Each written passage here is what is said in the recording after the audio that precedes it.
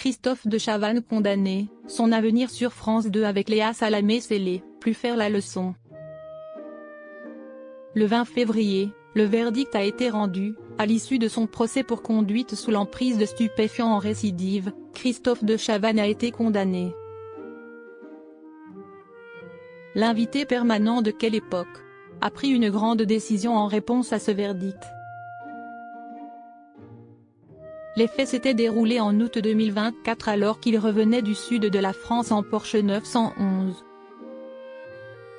Après avoir été contrôlé après un excès de vitesse par un test salivaire positif à la cocaïne, Christophe de Chavannes a comparu devant le tribunal de Moulins, Allier. Le 20 février, le verdict a été rendu. L'invité permanent de Quelle Époque a été condamné à 1 200 € d'amende, l'annulation de son permis de conduire et la confiscation de son véhicule. Absent lors de cette audience, son avocat Dylan Slama a informé qu'il comptait faire appel de cette décision. Avant ce verdict, l'animateur de 67 ans ne cessait de clamer qu'il était contre la drogue. En 2013, dans une interview avec Society, il disait même avoir aidé Pierre Palmade à arrêter.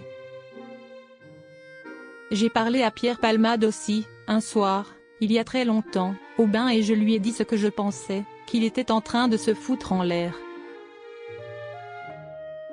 Plus tard, il m'a appelé pour me dire qu'il avait tout arrêté, que c'était grâce à moi. J'ai répondu, merci, pourvu que ça dure. Et ça n'a pas duré, disait-il. Une leçon qui paraît aujourd'hui bien comique. Un proche de Christophe de Chavannes témoigne, sa décision. Face à ce verdict, Christophe de Chavannes, présent dans Quelle Époque depuis 2022, a en tout cas décidé d'assumer. Selon les informations du Parisien, il sera bel et bien présent samedi 1er mars sur le plateau de France 2. Mais ce sera pour annoncer qu'il se met provisoirement en retrait de l'antenne.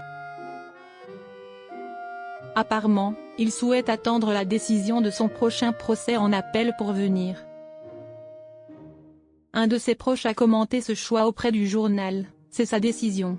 Il ne veut pas que son affaire ne vienne perturber la chaîne et l'émission. Un autre membre de son entourage en a dit plus. Selon lui, l'ancien présentateur star de TF1 ne veut pas créer de décalage entre ce qu'il dit et ce qui est. Il ne peut pas faire la leçon à tout le monde chaque semaine sur le plateau et être en faute, a indiqué ce dernier.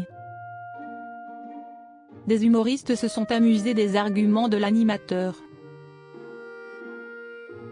Représenté par Dylan Slama, Christophe de Chavannes avait expliqué pourquoi il avait été contrôlé positif à ce test à la cocaïne.